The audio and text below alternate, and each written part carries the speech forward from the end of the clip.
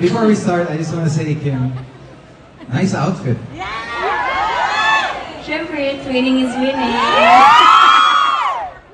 Paolo Avellino at Kim Chiu sobrang sweet, nagkakulitan sa motor show ng Hyundai, kung saan nga ay magkasama ang dalawa dahil isa nga sila sa endorsers.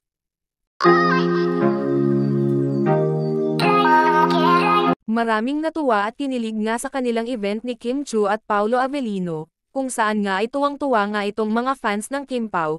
Kinukulit kasi ni Paolo ang kanyang kasintahan, kung saan nga ay twinning daw sila, at para daw na mas bagay, lumapit ito kay Kim Chiu. It's nice to see you, Kim. Hello, hello, it's nice to see you. Ano yung sa'yo? Ano sa akin? Ikaw, Before we start, I just want to say, Kim, nice outfit.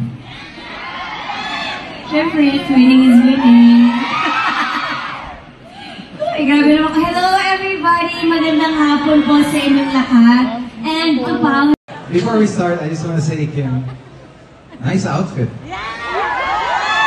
Siyempre, training is winning. Grabe, nga ang tuwa ng mga fans ng dalawa kung saan ay napahagaklak na lang ito ng tawa, at kung ang mga fans ay kinilig, ay hindi naman nagpapawat itong si Paolo Avellino, kung saan nga ay bakas sa mukha nito na kinilig ng husto. Marami na din ang nakapansin kung saan ay kakaiba daw ang mga galawan ng dalawa. Maraming pagbabago nga ang nakita ng mga fans ni Paolo, kung saan nga ay ibang-iba daw ito ngayon kung paano niya tretuhin ang ibang leading lady niya o screen partner, kaysa noon. Ngayon daw kasi ay natural lang ang mga galawan ni Paolo, at halatang masaya ito sa kanyang ginagawa. Iba talaga pag si Kimi ang kanyang kasama.